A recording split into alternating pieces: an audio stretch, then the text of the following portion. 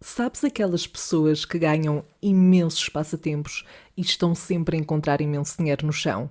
Pronto, vá, para mim imenso dinheiro é tipo mais do que 5 euros. E é esse o patamar em que estamos. Pronto, esse tipo de pessoa não sou eu. Não sou. Eu entro no grupo dos azarados, ou pelo menos daqueles que não têm essa sorte. Os únicos passatempos que eu ganhei foram, portanto, um deles para ganhar um bilhete de borla para um arraial da minha antiga faculdade, sendo que eu fui uma das duas pessoas que participaram nesse passatempo. E estamos a falar de um bilhete que devia custar para aí no máximo 5 euros. E aí eu sei o nível de fortice da minha parte. Pronto. E o outro foi numa página de produtos e dicas para cabelo que estava a sortear imensos produtos e shampoos de uma determinada marca e eu fui uma das primeiras a ver o post. Mas isso nem sequer soube a vitória porque quase todas as pessoas que participaram nesse passatempo receberam os produtos. Portanto, não sei se conta sequer. E encontrar dinheiro no chão definitivamente não é comigo. Há uns dias, por acaso, eu encontrei uma moeda. Uma moeda. Não foi uma nota, não foram várias moedas, foi uma moeda. Mas a pior parte nem é essa. Queres adivinhar qual é que é o valor desta moeda em questão? Bom, eu não vou prolongar o suspense. 1 cêntimo. Era o valor da moeda que eu encontrei. Volto a repetir, 1 cêntimo. Eu até aposto que a pessoa que deixou cair essa moeda reparou na altura que a deixou cair, mas como viu que era 1 cêntimo, ficou só: eu não me vou sequer dar ao trabalho de me agachar para apanhar esta moeda. Para que conste, eu também não me dei esse trabalho.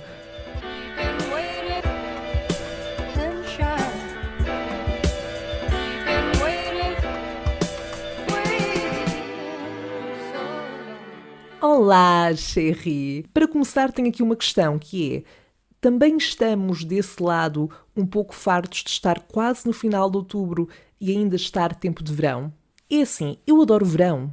Na altura dele, eu estou farta de suar, de não poder enrolar-me em cobertores, casacos, cascóis, mantinhas.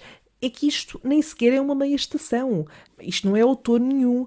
Eu ando de manga curta na rua. Pronto, desculpa a minha indignação e revolta, mas não sei, eu acho que realmente já está na altura de mudarmos aqui um bocado a temperatura. Bom, qual é o assunto em cima da mesa para hoje, Sandra Faria? Perguntas tu.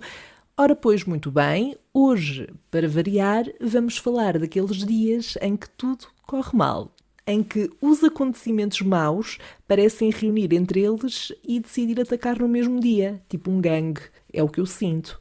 Eu sei, não é surpresa nenhuma eu vir para aqui queixar-me e falar das minhas desgraças. No fundo, é esse o propósito deste podcast. Mas eu prometo que a minha vida também tem pontos altos, ok? Mas lá está, de vez em quando não tens estes dias em que, do início ao fim, só te apetece cancelar, desistir daquele dia, passar para o próximo e não me venham com: mas nesses dias, mesmo que comece mal, tens que encarar as coisas de forma positiva, porque o teu estado de espírito vai influenciar muita coisa. oh, hell no! Acredita em mim, quando esses dias surgem, não há estado nem paz de espírito que safe, nem um hippie aguenta. Come on!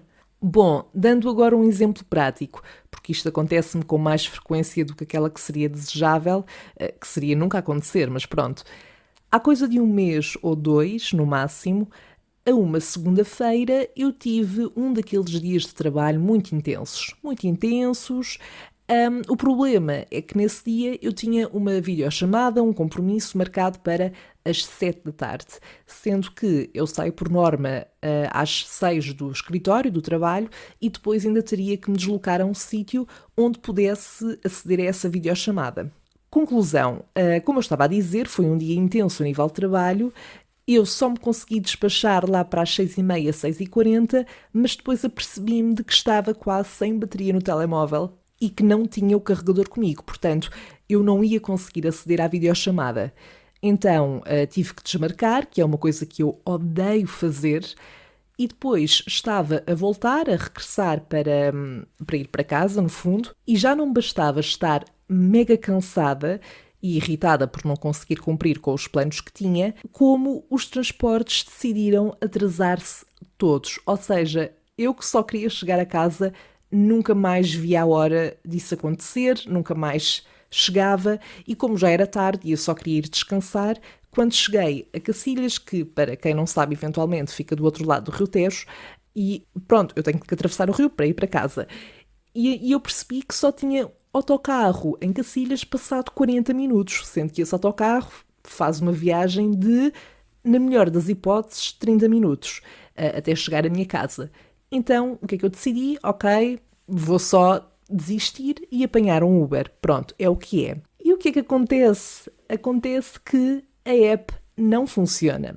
Funcionou todos os dias da minha vida antes desse, em que eu não precisava assim tanto, na maior parte das vezes, mas agora que tinha chegado o momento da aflição, a aplicação decidiu só não funcionar.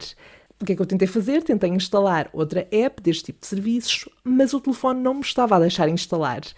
E vamos lembrar que eu estava quase sem bateria no telemóvel. Olha, Cherry, concluindo, eu desisti só. Lá tive que esperar pelo autocarro, cheguei muito tarde a casa e quando dei por mim já estava na hora da caminha. Portanto, eu nem sequer tive aquele momento, aquele espaço no meu dia para fazer outras coisas que não o trabalho e outras coisas que eu gosto, nem que fosse ver uma série ou um filme, porque já era tarde. E este tipo de dias e de situações faz-me pensar: ok, é pedir muito só que não aconteça tudo de uma vez, tipo num só dia. Por que não espalhar as diferentes desgraças, se é que podemos chamar isto de desgraças, mas no fundo estes inconvenientes todos e estes desastres por diferentes dias da minha vida. Um outro exemplo deste tipo de situações aconteceu-me também recentemente, quando no verão eu fui passar uns dias ao Algarve e infelizmente não foi a primeira vez que me aconteceu uma série de inconvenientes antes de eu ir de viagem. Neste caso, no dia ou noite anterior. Portanto, neste caso em particular, não foi as coisas más, os inconvenientes que aconteceram, não aconteceram todos no mesmo dia, mas houve uma sequência de acontecimentos durante os dias antes de partir em viagem que às tantas eu já estava com receio de ir, não fosse haver uma avaria no transporte ou assim. Bom, não houve nenhuma avaria, eu é que fui meio avariada para o Algarve. Então, para começar, ali uns 2 ou 3 dias antes de eu ir para o Algarve, apanhei um escaldão enorme nas pernas e nem sequer foi na praia, o que ainda torna a situação mais absurda. Eu basicamente tinha ido ter com uma amiga minha a Lisboa por volta da hora de almoço e, portanto, essa é uma altura em que o sol está mais forte. Eu estava de calções e nós ainda tivemos algum tempo ao sol. Ora, burrice minha, claro que ainda por cima não tinha posto protetor. Conclusão, apanhei um escaldão que demorou mais de uma semana a passar. Portanto, quando eu fui para o Algarve, eu ainda tinha as coxas da perna todas queimadas. Não só isto doeu imenso, como esteticamente não era bonito, não era a melhor opção para andar com as pernas à mostra. E além disso, quem me visse devia achar que eu era burra e que não usava protetor. O que não é verdade, ok? Eu sou muito cuidadosa, só não fui nesse dia, porque também não estava a contar estar muito tempo exposto ao sol. Portanto, no fundo, aqueles dias que eu passei no Algarve, sempre que fui à praia pus o triplo do protetor nessa zona do corpo. Como se isso não bastasse, claro, na noite anterior, e da forma mais absurda de sempre, eu parti uma unha. Mas atenção, eu se calhar digo isto e muita gente vai ouvir e pensar: mas partir uma unha não é assim tão doloroso. Não é doloroso, é muito doloroso. Eu não estou a dizer que parti a ponta da unha ou uma pequena parte dela, que já ia doer, by the way. Eu consegui, de alguma forma, levantar a minha unha quase por inteiro. Eu não sei se estás a imaginar o berro que eu dei. Mais uma vez, desculpem vizinhos. O pior foi que eu nem sequer pude ir resolver esta situação. Portanto, não pude ir à rapariga que me faz as unhas, porque foi literalmente na noite anterior. Portanto, aquilo que eu fiz foi só desinfetar, colocar um penso, porque no dia a seguir ia de viagem. Portanto, eu passei uma grande parte desses dias no Algarve com o desconforto daquela unha, ou da não unha, porque aquilo já não era nada, porque bastava eu tocar sem querer num sítio com esse dedo, que era o mindinho, by the way, acho que ainda não tinha referido, e doía imenso. Mas tanto, às vezes só de passar a mão no cabelo doía imenso. Mas se achas que acaba por aqui, oh não.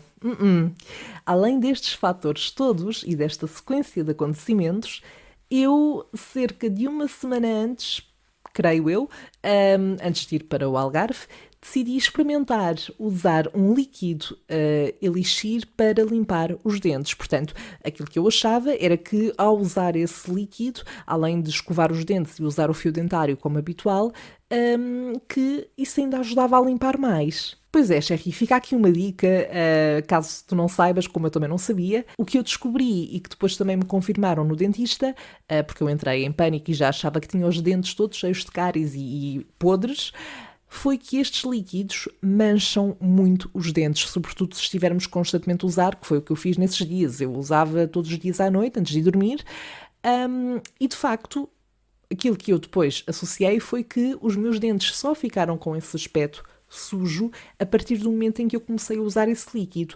Embora eu, na altura, não tivesse feito logo essa associação, porque achava que o efeito deveria ser precisamente o contrário. Ora, isto foi uma coisa que mexeu imenso com a minha autoestima. Eu não tinha vontade de sorrir nesses dias e, como só consegui ir ao dentista fazer a limpeza depois de ter vindo ao Algarve, eu passei esses dias sempre com aquela sensação de: oh meu Deus, as pessoas vão olhar para a minha boca, presumindo que o vão fazer, e achar que eu não faço qualquer tipo de higiene oral. Até mesmo quando eu queria tirar uma foto, nem sequer me apetecia sorrir. Claro, eu sei, problemas de primeiro mundo. Uma gaja queria atualizar as redes e não podia, porque, enfim, não é? Tinha os dentes sujos. Mas pronto, conclusão. Quando eu voltei do Algarve, passado uma semana, eu fui então ao dentista e o alívio foi tão grande, eu saí de lá, parecia que tinha feito um branqueamento. Claro que, como já sabemos, eu bebo imenso café e, portanto, passado uns dias, os dentes já estavam mais amarelados novamente, mas não como estavam depois de usar aquele líquido de todo.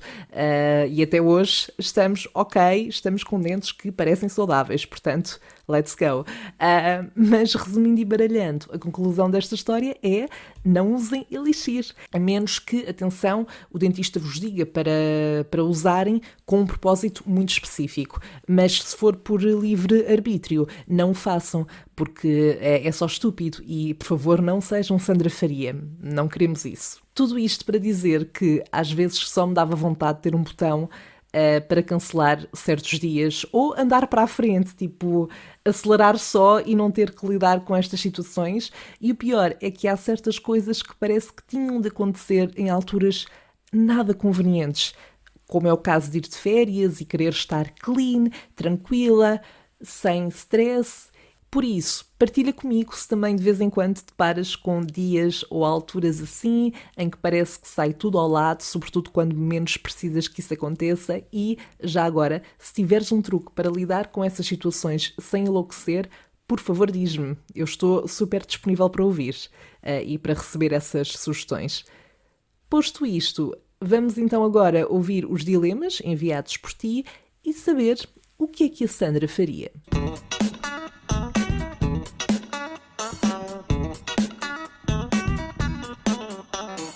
O dilema para este episódio chega da Elsa Mendes, que pergunta o que é que a Sandra faria se estivesse numa situação de Freaky Friday com alguém de que não gosta.